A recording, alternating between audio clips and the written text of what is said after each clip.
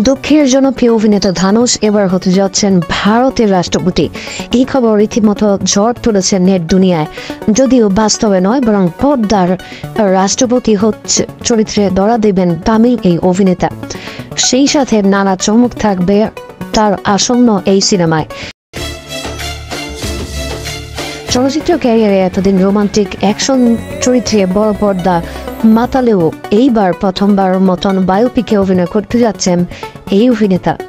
ভারতরত্ন পাওয়া ভারতের প্রাক্তন রাষ্ট্রপতি এপিজে আব্দুল কালামের জীবনী ভিত্তিক চলচ্চিত্র কালাম এ প্রধান চরিত্রে অভিনয় করেছেন ধানুষ।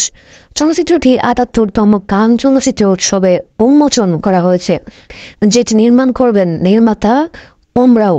শোনা যাচ্ছে এই সিনেমাটির মধ্যে দিয়ে প্রাক্তন প্রধানমন্ত্রীর আদর্শ পৌঁছে দিবেন নতুন প্রজন্মের কাছে, তাই কোনো কিছুর কমতি দিতে নারাজ নির্মাতারা। তবু প্রশ্ন উঠছে, ধানুষ কি পারবে আবুল কালামের চরিত্রে ফুটিয়ে তুলতে?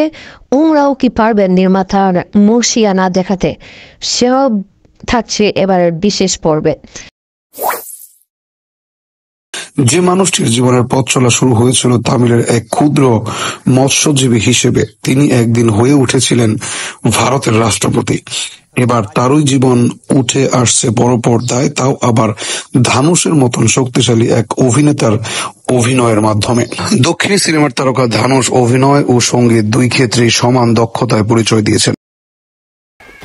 ১৬ বছর বয়সে সিনেমায় পা রাখেন তিনি, কারণ তার বাবা ছিলেন একজন সিনেমা পরিচালক।